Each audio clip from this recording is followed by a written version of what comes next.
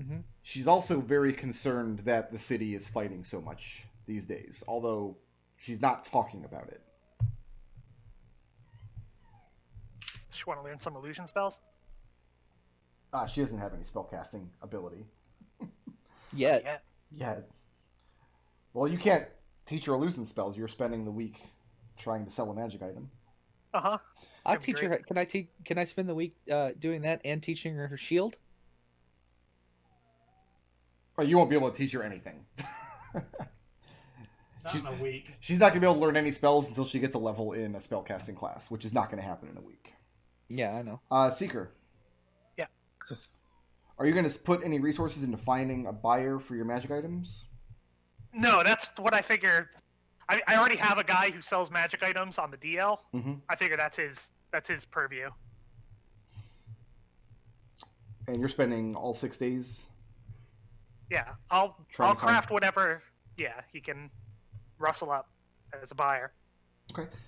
Page 133 in Xanathar's has selling a magic item rules. Go ahead and make the appropriate roll there. What is Connor doing for downtime actions this week? All right. So, you've never told me what the dues are for the Friedrichshad. I didn't. So what kind of capacity is Connor looking to be associated with them? Like, is he going to try to become officially attached to a particular surgery in town? Is he part of a religious order that does healing rites? Is he looking to go it alone? Probably go it alone, seems the way he would lean.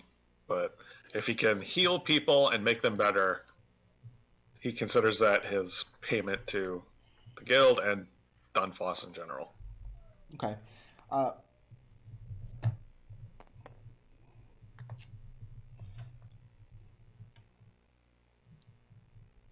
There is considerable need for your particular wares, as injuries are more common these days with all the fighting in the city. I bet. What's your spellcasting ability score? It's wisdom, right? Yes. Okay. Let's call this work on 134. Okay. Make it using your spellcasting trait, and do not roll on the complication table. Okay. Are you looking to accept payment for this work, or are you just providing it? Providing it. Okay, now I hear it. Yeah, I also hear it. Edgar's whining. Lucius, what are you doing for downtime actions this week?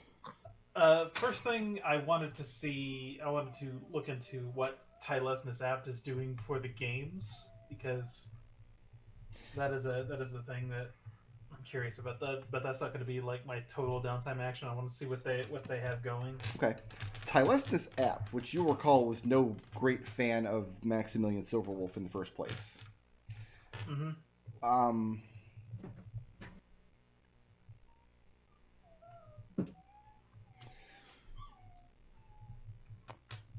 There's a lot of discussion throughout the guild about what is to become of the state of things. And with a king of the commons, they're gearing up towards trying to have more control politically than they did. Whoever sits at the throne, they're convinced it's either going to be this pirate king or Joni Fletcher. Either way, they're going to try to present themselves to the palace, point out that at one point the palace contained Tilestis Apt resources and libraries, and they want these things moved back into palace protection. But in providing this service, they're going to ask for expanded political clout, basically. They see this as a good opportunity for the guilds to empower itself. And that seems to be what they're focusing on right now, more so than the games.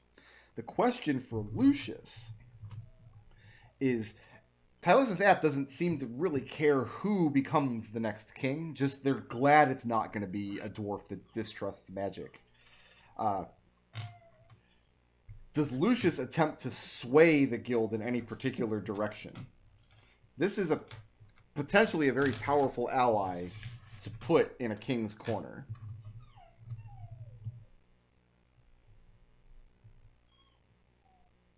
Lucius will say that he does have 10 sales a year. And then there are 1,000,001 things they want you to put in his ear. You are a very, very popular man, like I am with my whining dog at the moment. Are you willing to spend your downtime action this week working this angle? Or did you have other stuff you wanted to do instead? I wanted to do a regular downtime action.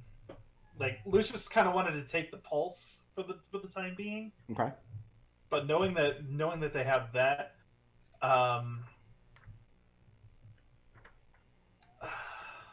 because I want to go both ways. Honestly, I want my cake. Okay. I want to have my cake and eat it too. Here's what's on the docket. You can either do whatever downtime action you had in mind, or you can spend the week working as go-between between 10 Sales and Tilesnus Apt. We're going to call this religious service. It's not literally religious service, but it's on 133 in Xanathar's.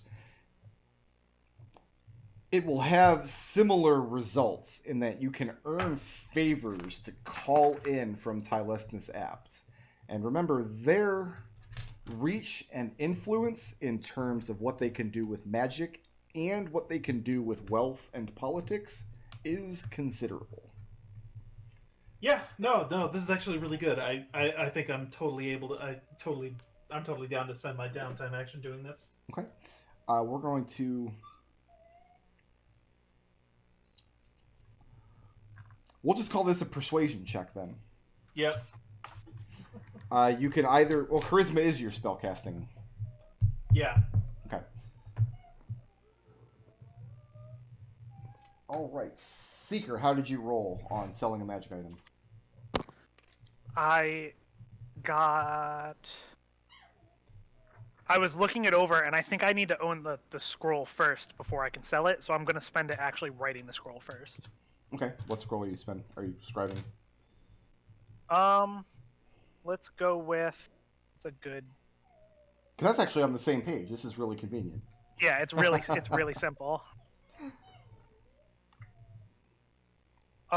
Let's go with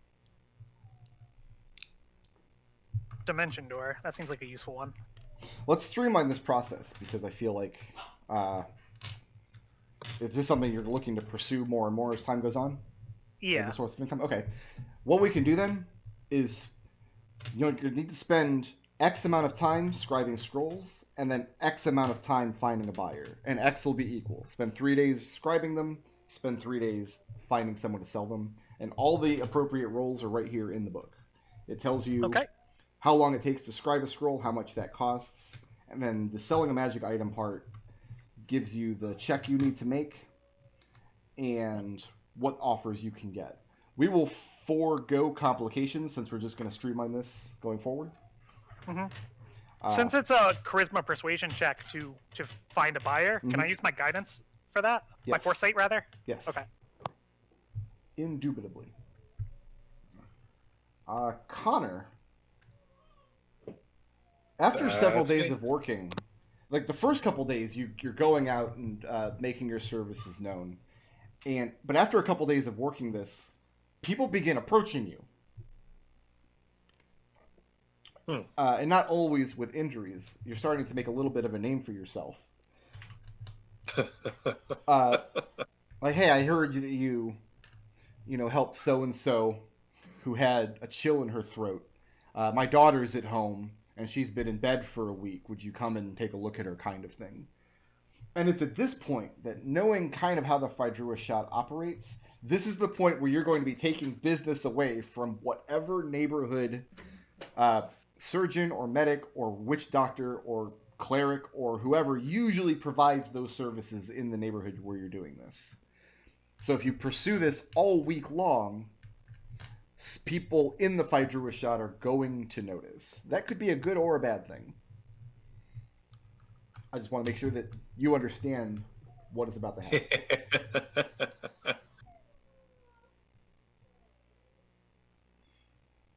So we're good with that?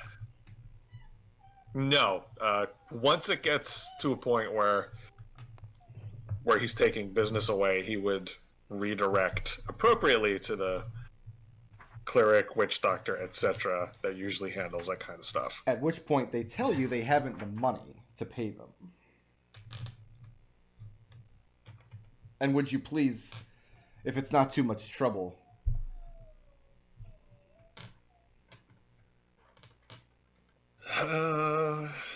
good acts exist beyond order and chaos, I believe. Well, if they have no money, I suppose what's a little bit more sparkly magic. Okay. Alex. Yeah. Roll me 6 d20s, please.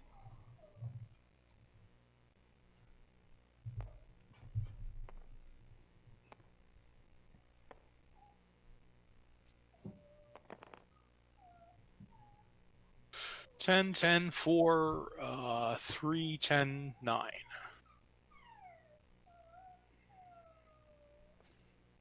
Aw. Okay. That dog is really whining. He's very upset. So, Wow.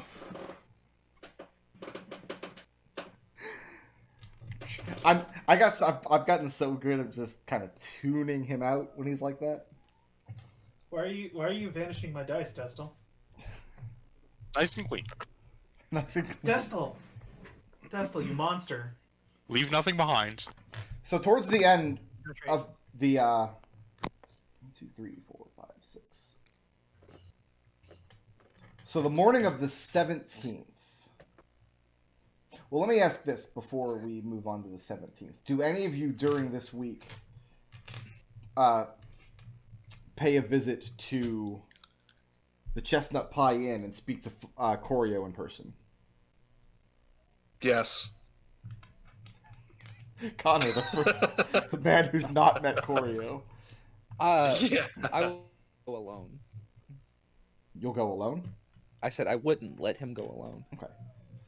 Is this something that the group wants to do all together, or is it just going to be Connor and Gus? I'll go. Yeah, let's go. Okay. Yeah. Corio has rented out every available room in the Chestnut Pie. And he is... So the whole place is basically under his purview at the moment. Except for, of course, Journey's room. Although she's not home more often than not these days. So Corio has one of these rooms, which he's kind of refurnished as that he just uses as a sitting room. That he calls you into as you come upstairs. And he's delighted to see you safely back from your travels, and he cannot impart to you the grief that he's felt over Florian's tragic loss. What was Florian's favorite liquor in life? His favorite liquor. If he I was wish it was on my if he was gonna pour one out for Florian. I wish it was on my desktop because I have a note. In his room, he has like a half bottle of like some dwarven liquor. So he kept. Corio has a decanter of this particular liquor, and he insists that everyone drink a toast to their fallen comrade in arms. And he expresses his condolences that he wasn't able to come to the service. So what is the explanation for why why Florian has decided to quit the investigation?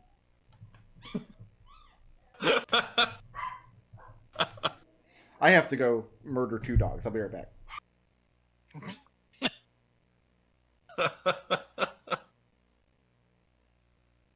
Do we know that like you can deny a resurrection? Oh yeah. Yeah. I got asked twice. Oh, okay. That's right. I forgot you've died twice. 'Cause I'm well acquainted. Perhaps whatever was in the world beyond was more pressing for him. somewhere in the afterlife, Florian is annoying somebody with stupid questions. Well, yeah. What is the nature of good and evil? Why do bad things happen to good people? What is the truth of this?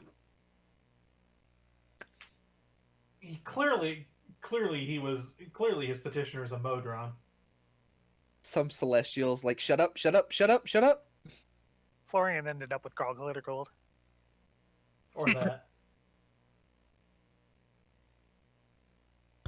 All right, my apologies. We may have ended up trading out Edgar's whining for Lulu's barking. We'll see in a moment. Good trade. Okay, so Corio wants to know why Florian has decided to quit the investigation. Whatever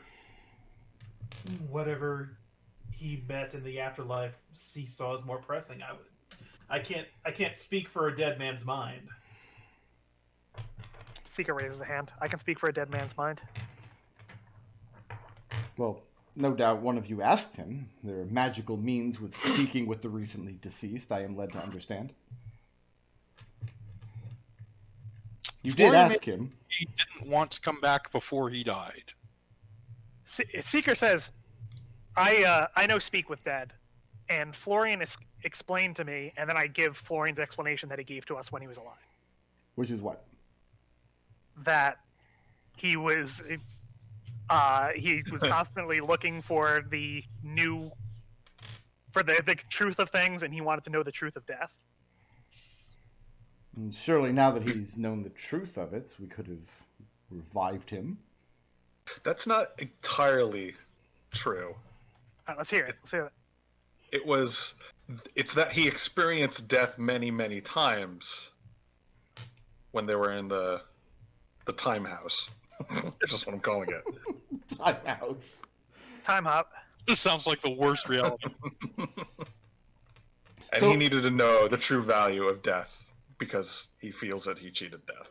There you go. So I say that, and I say, unfortunately, bringing him back would be cheating death once again. So he's allowed his personal was a inclinations, and he's speaking very seriously now. Yeah. Very businesslike. His personal inclinations to get in the way of my investigation. Seeker It's- nods. It's sad to hear. I had thought, and surely Florian does not represent all of Flumph Inc. in this regard, but I had thought Flumph Inc. had to be more professional than that. As I have, Unfortunately, after death and before his return to life, Florian is no longer a member of Flumph Inc. as according to his contract, which Seeker brings out. says, as your patron, I have made considerable resources available to you to see the investigation is brought to a successful completion. Knowing now that these resources may not be called upon,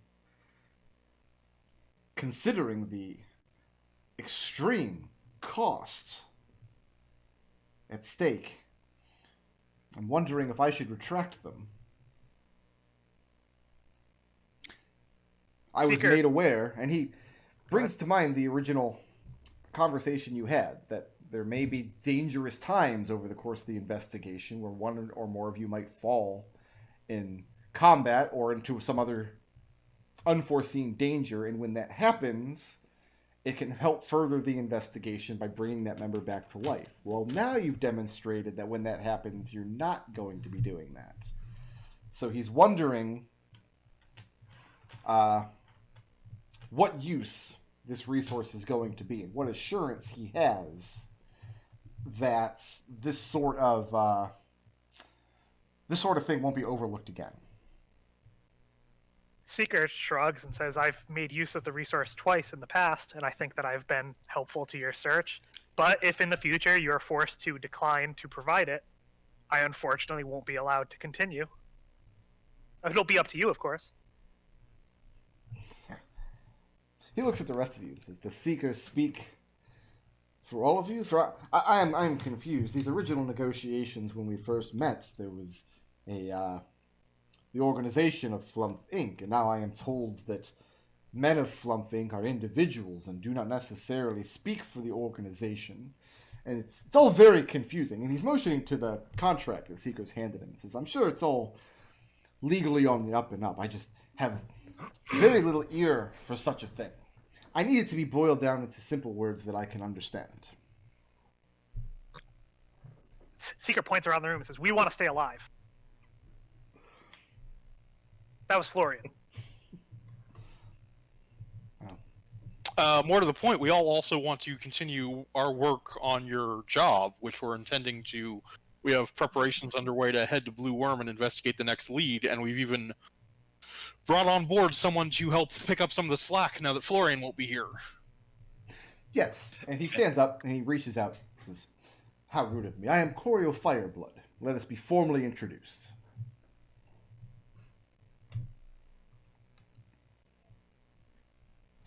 And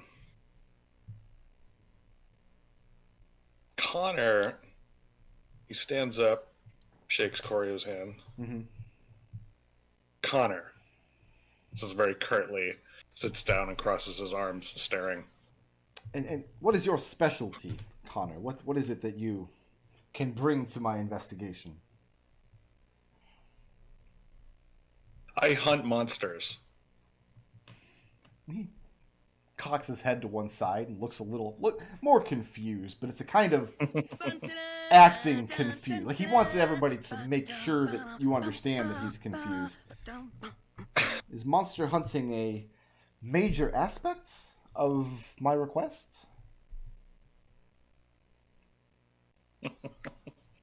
I'll turned over a lot. Of monster hunting from what we've run up. I think you're. We've turned. I was going to say we've turned over a lot of stones that have kicked up a number of. We kicked over a number of nasty nests. Also, you're fixating on the wrong word there. You're fixating on the word monster and not the word hunt. No, he's fixating on the right word. Also, Yeah. Florian's recent demise has brought to light our benefit of having a scout in the party. Someone to put the boots on and turn invisible. Says, well, Connor, I'm sure you're a very capable man, and I look forward to hearing grand tales of your exploits as you aid Flumph Inc. with your particular gifts. May you bring them more aid than Florian did. I don't like you. You tell him that? Yeah. And he's immediately taken aback. I'm sitting here. Excuse me? I'm sitting here next to this group of people who hunted down a Rakshasa, terminated it with prejudice. What else have you told Connor you've done? I don't want to, Discovered the secrets of the He Arnold. turns back to Seeker. They've discovered the secrets of the Anoctagon He and the interrupts floating Connor. city. And Says, perhaps you will tell your man to show your patron more respect. you sitting here and you're We are making them friends. beg and snivel and grovel, and is very unbecoming. So I don't like you. You're very dangerous. Well, I simply don't see how I can work with this individual. I insist that he be replaced. Connor's not a member of our public relations department. Coriel leans back in his chair. If our relationship is continue, I will require that Connor not be a member of Flumph Inc. going forward. If you like, I can come up with a list of individuals that I've met in town that I think could replace Florian. Or I will have an apology from him.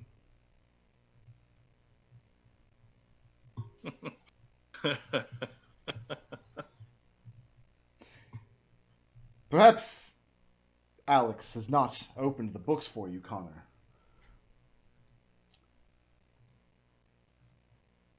But your friends are into me for 33,000 pieces of gold. Is it still that high? Yep. Ooh. You've reduced it considerably, but they added some more on because of their 5 raised heads. Connor turns to Alexander and just mouths 33,000? And I'm to understand that you are friends with Sigurd Tensails. I find it rude to talk politics at work. Nonetheless, he looks back at Seeker, because Seeker is the one that speaks the most to Corio when they're talking business. So I hope you don't have grand ideas about asking your good friend, the next king, to cancel your debt. And Seeker just pauses for a moment as though thinking, and then kind of says, like, absently, the King of Dunfoss has the power to both create and confirm members of the nobility. Isn't that true? He tells you that the King of Dunfoss has many powers indeed. All kings do. I would think that having such a friend, even at a remove, would make your relationship with us very profitable indeed.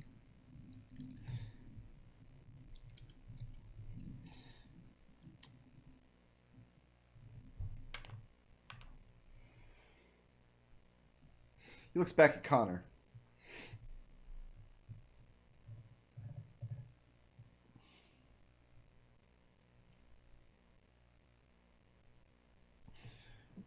And you can tell he's very unhappy.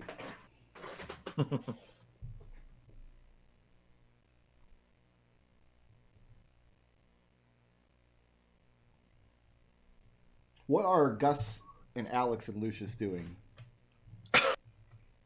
in the aftermath of Connor's, let's say, uncivil outburst? Stone-faced, trying not to laugh. Making sure Lucius- Gus doesn't drink too much, actually, more than anything else. I'm not. I'm sober right now. It's fine. And I'm going to keep it that way. What about Lucius? Lucius is calculating the number of times he's going to have to Eldritch Blast this guy for him to shut up. Corio? Or Connor? No, Connor. Either, any. Like Lucius is like, this is our freaking, this is the guy who holds the purse strings, and I'm like, Well, I can't. I had hoped you know? that I had hoped that this meeting would be more fruitful, but I see now that it's simply been a waste of time. I shall have a list of potential candidates for Florian's replacement delivered by my man Third Person at some point in the next few days. When he arrives, I trust that you will no longer be housing this, and he kind of waves in Connor's direction, scout. Whatever dealings you have with him, be done with them, for I will not have him. Well, here's the thing: is And he holds up he's his already hand. signed a contract. He holds up his hand. Says, Yeah. I will not have him. Now go. My man will be around in a few days with a list of candidates that are acceptable to me.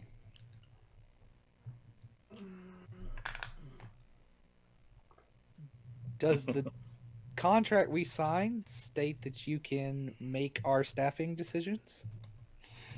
Are you asking him that, or are you just pontificating?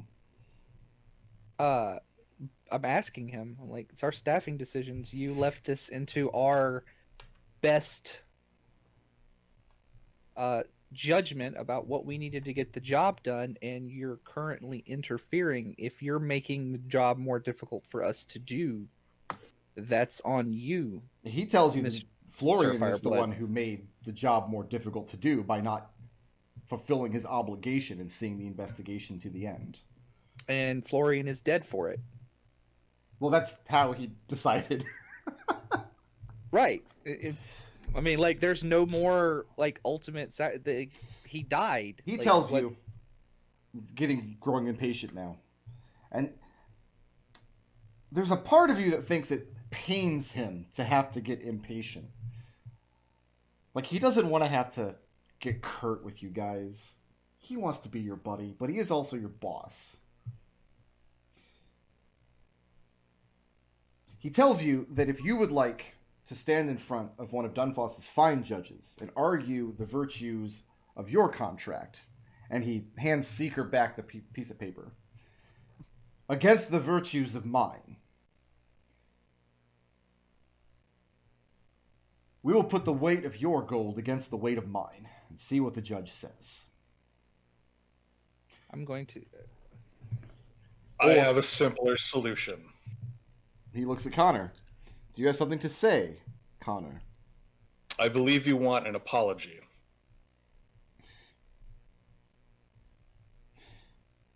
I believe I am owed one. Here's the rub. I am working under the assumption that you are a vile, vicious, fey creature. And he stands If you up. prove- Says, I will not stand in here any more of this. Seeker, I don't care what moss-covered rock you found this unwashed troglodyte under. I demand you send him back there and accept one of my replacements. I will not If hear you- arguments to it, and I will not stand here and be insulted in my own room. If you prove to me you are not a fey creature, I will humbly apologize. I will get on both knees, Be begging gone, for forgiveness. all of you. This is a farce. And he sits down in a huff.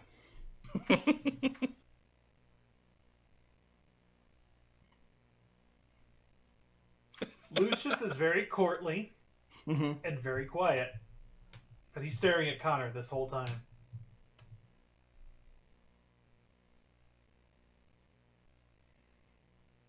He asks you if you're going to leave or if he's going to have to call in his guard. Gus's brain is going somewhere very dark. And I'm good to go. Okay. We have work to. We have. Lucius stands up, Mm-hmm. makes to leave, staring at Connor the whole time.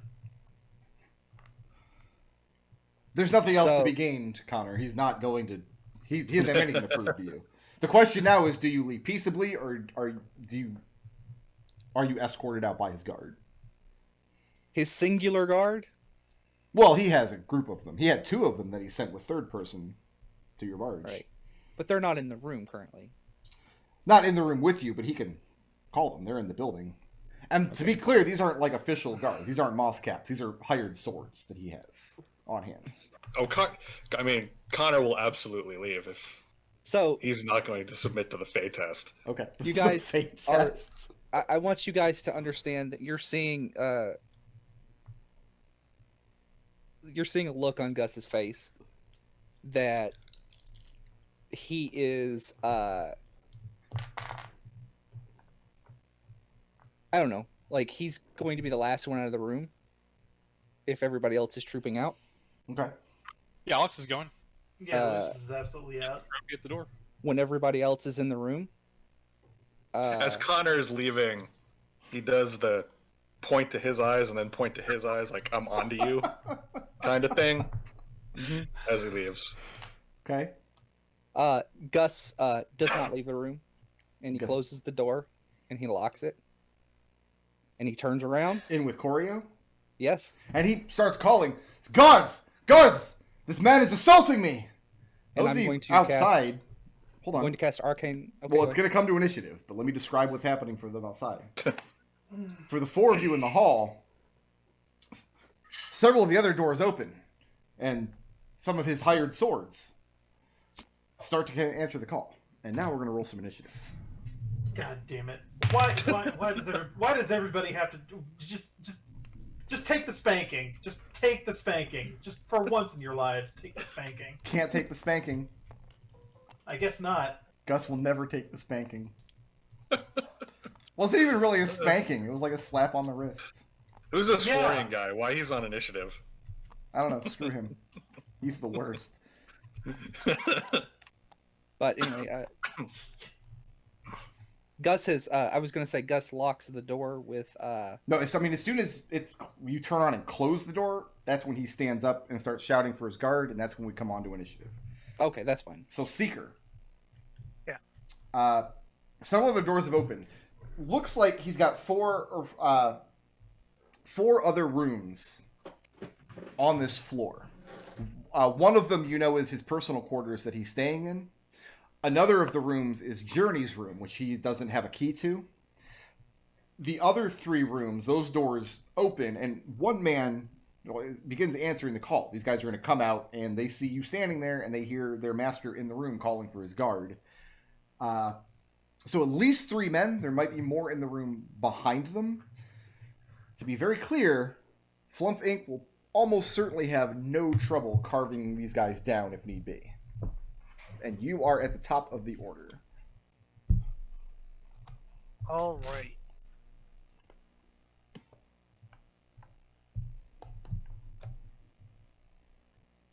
I am going to...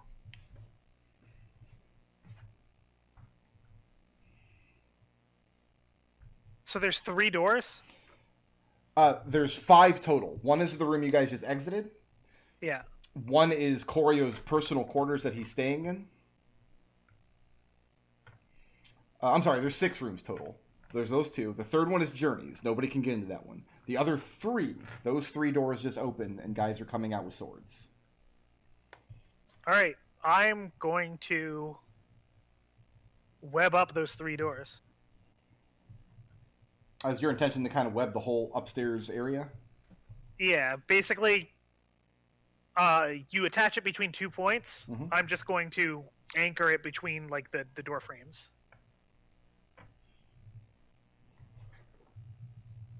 So you're webbing up one of the doors? Can I Weber it like across the doors? I'll say that you can, but given the shape of the hallway, not without blocking off your own exit.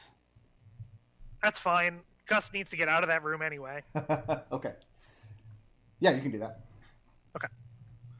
So what you've essentially done is you've webbed up the far side of the hallway, blocking off Journey's door, the staircase down into the common room, and it's what, a 20-foot cube?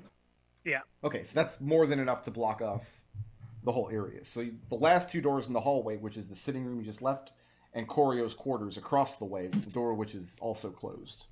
Moving or staying put? I'm getting behind everyone involved. I have no interest in this. I don't know why Gus is doing this. He's the Nor worst. I. The very worst. He literally is. Gus is Gus- great. What are you talking about? Gus has identified this man as the greatest threat to the group.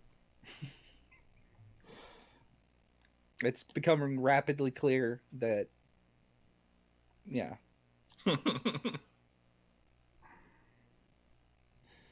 Okay, so on their turn,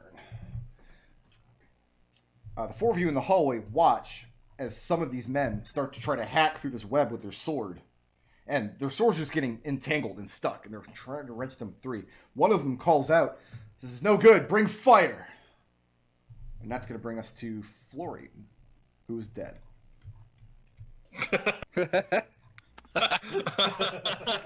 There.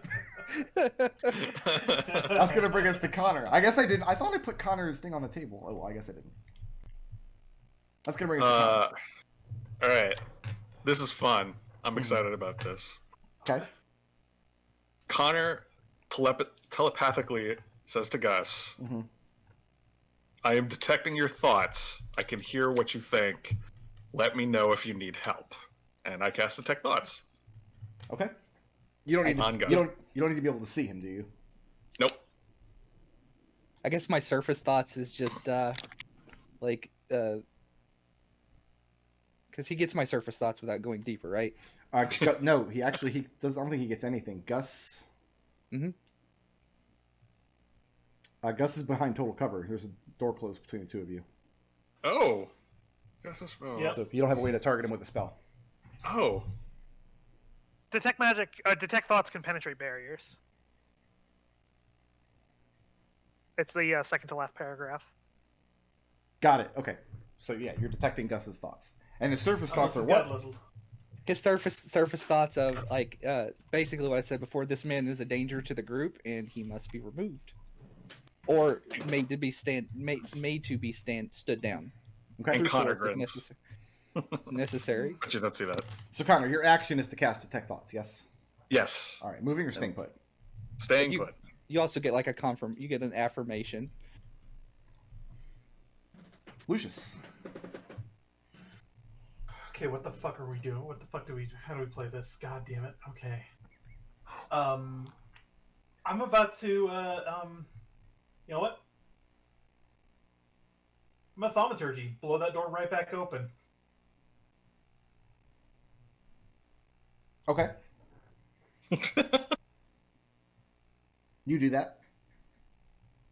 Stare at Gustavus and say, Gustavus, whatever you're doing, knock it off. Is that your? Are you moving or staying Our put? emotions are incredibly tense. Nah, and you're getting way from- over the limit of what you can say in 6 seconds.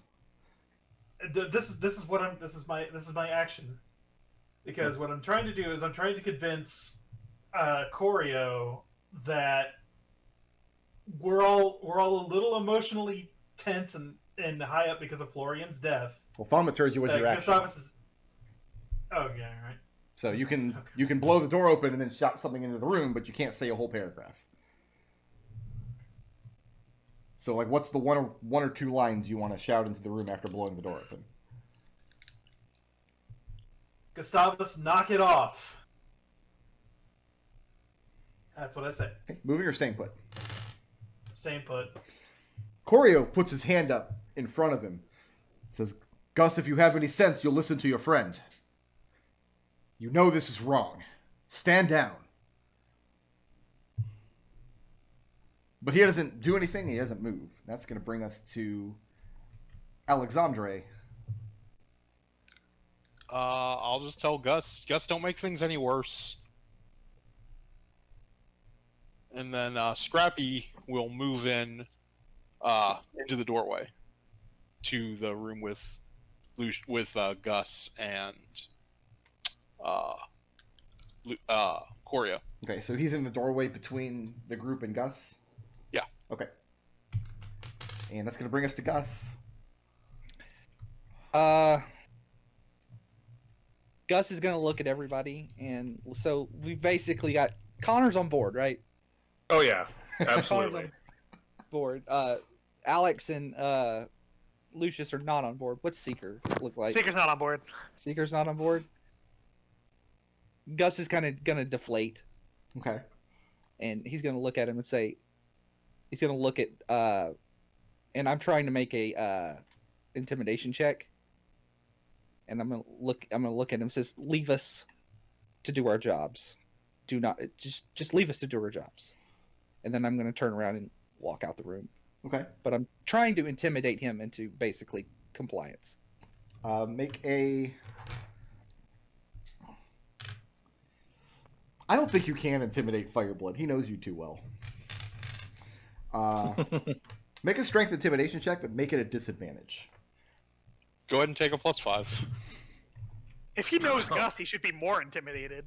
Because I think Gus was about to kill him. Yeah. Yeah, no kidding. Scrappy Yeah, is but there look, to deflect his back. look at the little bit of effort it took to talk him down.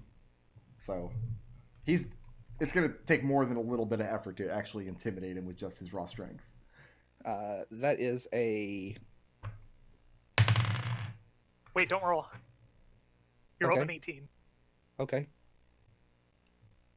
That is a intimidation 18 plus 5, so that'd be Yeah. 23 plus you said strength intimidation? Yes. Yeah. Okay, then that's a +7, so that's 30. Anything else you want to add to that? Just other numbers from other parts of your character sheet that... Okay. So, I mean, as you leave the room and you tell him, let us do our jobs.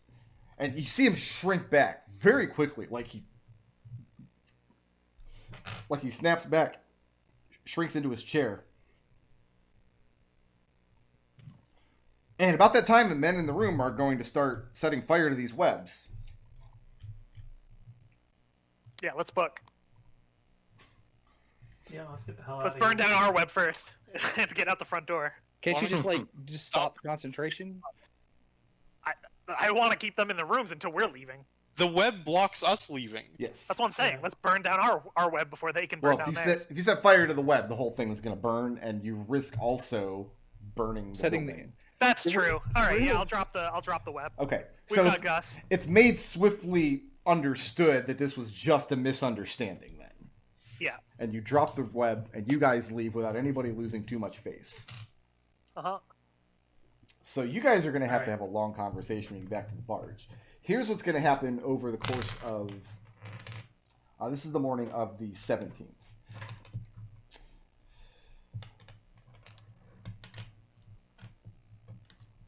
The night of the 17th.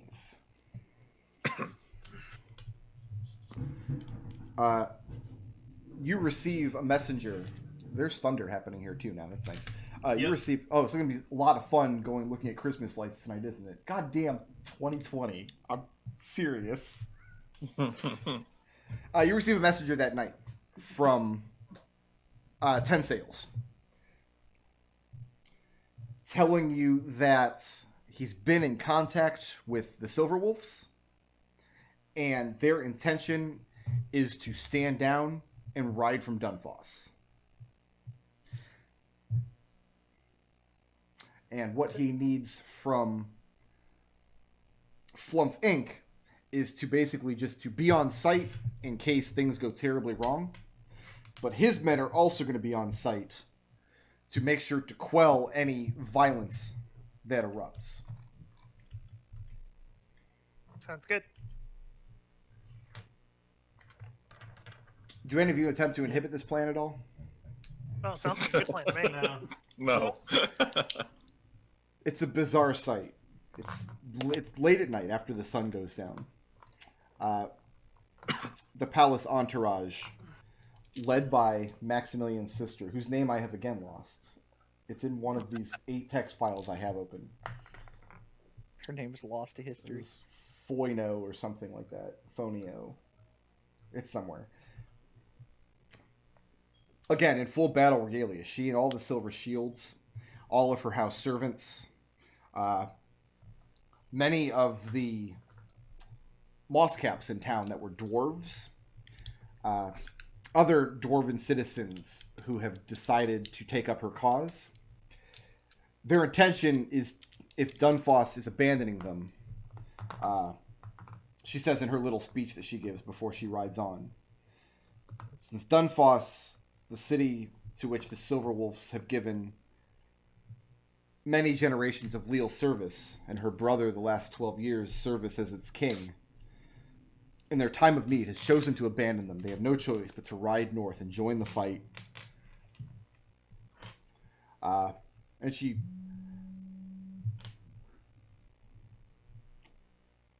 offers her hopes to Dunfoss, to any gods that are listening, that the dread that has befallen their dwarven houses in the north are able to be stopped by their valiant swords before they reach Dunfoss or the lands to the south. And then they begin riding across the bridge. For his part... Go ahead. Is it clear whether or not she's leaving any one of her household to continue running the mint when she leaves? Not sure. Okay. She's taking the mint with her, And- all the money. You could try to hold up your hand and ask. Like, hey, is the mint abandoned? Can I sneak in there and... Maybe get 33,000 gold. But it's a very bizarre sight as several hundred palace retainers, including all of the silver shields, some of the town's moss caps, many servants, predominantly dwarves and humans, as well as a few gnomes, follow her out of the town as the procession leaves across the building of the bridge of the palace district and down through North Gates and out through the actual North Gate. And this is the state where we will leave things. The next step is for Joni Fletcher to call to order the Court of Commons to select the next king.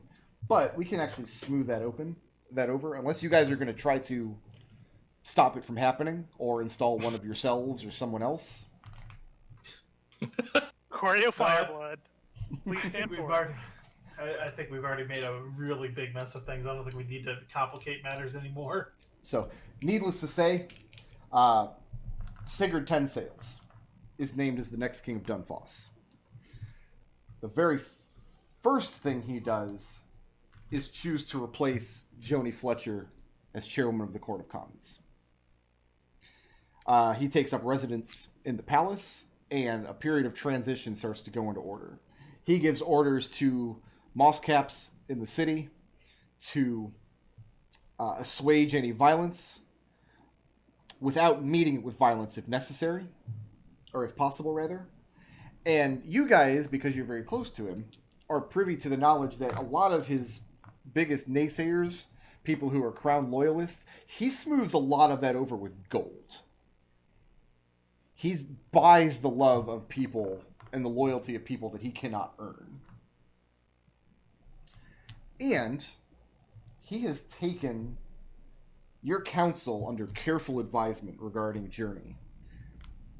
Because the Signers Guild is an excellent addition to Dunfoss. The idea of protecting businessmen in Dunfoss from magical coercion is an idea that has strong merit. But he's also been made aware, very recently from you guys, that there are powerful and sometimes dangerous magics inside the city of Dunfoss. Yep. And that Journey and her followers are correct to be apprehensive about what might happen if that sort of magic falls into the wrong hands. So he's decided to create an office of magical investigation separate from the Black Jackets, who are predominantly interested in crime and who use their magical influence to investigate crime. This office, the job is to locate magic within the city of Dunfoss and bring it under control of the crown. And he decides to place at the head of this office Journey.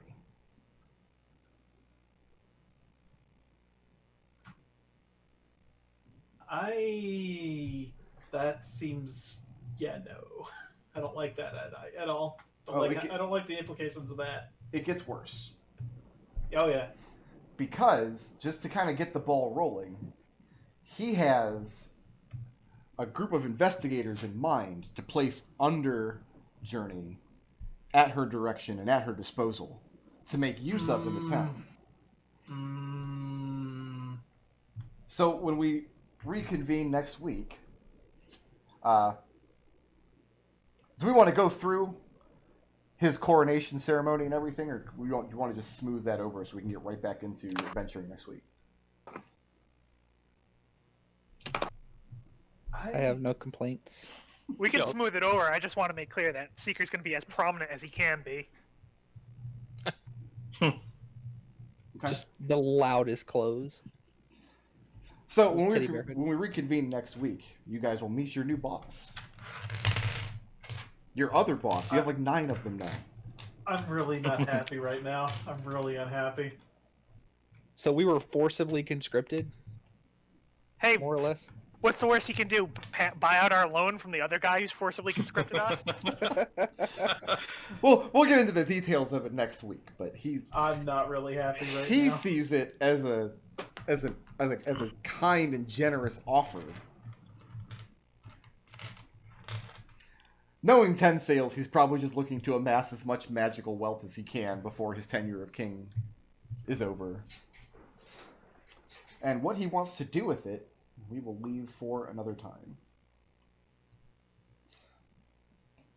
All right, I do have to call a little early this week. I think I mentioned my wife and I are well, maybe we're not going to go out and look at Christmas lights if it's storming this badly, but we'll see. I'm going to go dark for 2 minutes to make sure that my dogs have not killed each other. Yeah. If you guys want to start thinking about your blips, I will be right back. Lightning is just bonus light.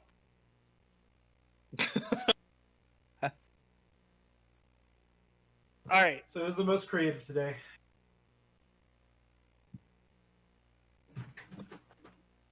I thought that dolphin plan was pretty good.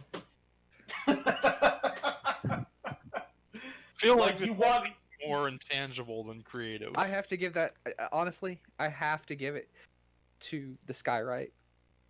Skywrite? I'm good with Yeah, Skywrite. I'm good with Skywrite too. It's I pretty good. think Lucius is the only person in this whole session who didn't kick over like 6 hornets' nests throughout the whole session. Somebody has to be the straight man. I think it's just your lot in life. Sorry. So who for the No. party's goals the most today? I'm going to give that to Connor for finally sticking up for Flumph Inc. against Corio. So are you just a half-elf racist? 'Cause I wasn't aware of this. because I'm a half elf. Like I asked him what his opinions on half elves were before, and he said they're just people. But I don't know. I like the whole I don't like you thing. I'd have to give you that for badass. I'd have to give party goals to Lucius for trying to be the responsible adult in the entire situation. Trying. Did his best. He did his best. He was trying. He was trying. Hopefully, Accomplished it wasn't nothing, his but best. if we only gave it to people who managed to keep us out of trouble, no one would ever get it to us. For trying. Real talk though. Everyone in that room was trying to be He the did. biggest swinging dick in the world, and it No. was just like, Lucius, please, just- like I'm every- going to tell you this right now. You legitimately did save Corio Fireblood's life. I was going to kill him, but Gus was not willing to do it in front of everybody. Plausible doubt. Connor and Gus will talk. But no, I was legitimately going to kill the man, and then you thaumaturgied the door open, and I saw everybody's disapproval, and I was like, So when he gets back to the barge, do you make him sleep on some newspaper in the corner? just rub my nose in it. No, he's Yeah, just no no. longer a member of our PR department. Our PR department is shrinking by the minute. Wow. I want to give badass to Connor for the I don't like you, and Yeah. intangible for the dolphin. Yeah, I like that. Okay. Well, who wants to make a case for their personal blitz first? Gus can go. Please do. Neutral good. I must be a benefactor and strive to leave things better in a better state than I found it for the treatment of Kana. As long as nobody's going to run her off of else is going to be the guy to run her off the barge, I'll make sure she's taken care of to the best of my ability.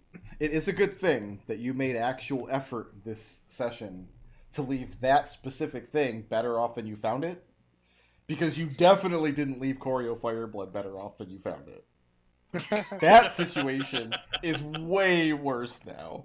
Wait, are you insinuating it would have been better off if you just killed him? Probably not, but it would have been bad in a different way. I think Brickroad was away when he said this, but yeah, no. Treble said that his next plan, had Lucius not blown open the door, was he was going to attempt to kill Corio. Oh, I don't doubt it. And Corio doesn't have a stat block, but it's not 9th level fighter, so... So ideal. My companions are my support structure, and I must do what I can to protect them from themselves.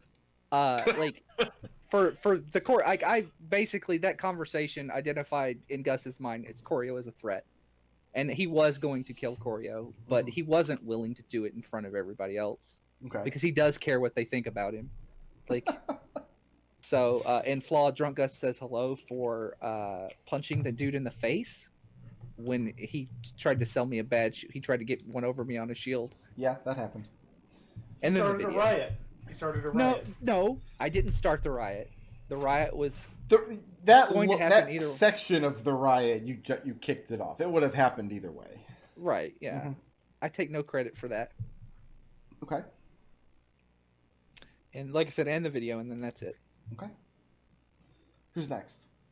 Connor will go. Connor, go. Neutral good, good acts exist beyond the realms of order and chaos, order or chaos, for helping out sick people who can afford to pay, even though that's treading on the feet of the Fadrushad. Mm-hmm. Ideals, I must warn everyone of the very real dangers of Fae and fiends and Fae and undead and Fae and other monsters, for firmly believing and accusing Koryo Fireblood of being a Fae creature and wanting him to submit to it. And flaws, subtlety, and diplomacy are not in my lexicon, for flat out saying he does not trust Koryo. I wouldn't have noticed that subtlety and diplomacy. So that whole end sequence was really me just grabbing blips. I would like to see Connor and Adrex like disagree on something.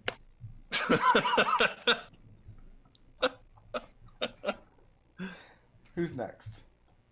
I could go. Seeker, go. I've got anybody can be fooled except for me for blowing off Caitlin Chubb, saying he was tricked, and just going down a completely other path. Yeah. I've got Chaotic Good. Good is only taking from those that can afford it. Chaos is taking them for all they're worth. For his point to Koryo being that if they can get the king to name Koryo the head of House Fireblood, they've done the job and it's over. And opportunity is everywhere if you can see it, for putting himself as prominently as possible everywhere during the past week, and telling Sigurd Tensales if he promises the crown's health to the north, he can completely take the wind out of House Silverworld sails. Mm-hmm. Okay. Who's next? Brickard, I have just a small bookkeeping question. Did you want me to roll for that for my downtime action? Because it never actually got resolved. Did I not record the outcome of those? So I know you're eager to get onto scenes, and that's totally fine.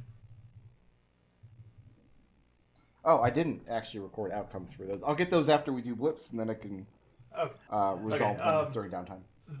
All right, then. For my alignment, lawful neutral, take your place in society, work well for your fellow people, take care of your own, for trying to be the mediating force in that whole Koryo Fireblood situation. Okay. I have knowledge is paramount for following up with the Keyskin ambassador and meeting this very intriguing woman. And Lucius is going to be very interested in her going forward because she is very clearly operating as the Keyskin ambassador in her father's stead. And Lucius is very interested as to why this might be, especially since she seems very ambitious on this whole thing. Okay. Actually, no. That's my. I'm going to make that claim for my flaw, double or nothing. Okay. I guess that fits. She's clearly dangerous if she's like, oh yeah, no, that warlock queen was cool shit. Okay, yeah. Lucius is gonna show up with like a bottle of wine and be like, I am a warlock and I'm at least a little bit evil. Like if you're into that. For knowledge is paramount, for his attempts to gain inroads to Telesnus Apt. Okay. For having the ear of the now crowned king. Okay. So what's for Alex, lawful neutral, always being willing to take the law into your own hands, but no further, for his attempt to dissuade the crowd from going and getting themselves killed at the hands of the Silver Wolves. Mm-hmm. And ideal, the dead deserve dignity, the living deserve to reap what they sow, for his handling of Florian's funeral. So how does Alex feel about Tensales having used Florian's death for his political gain? It's actually kind of crass.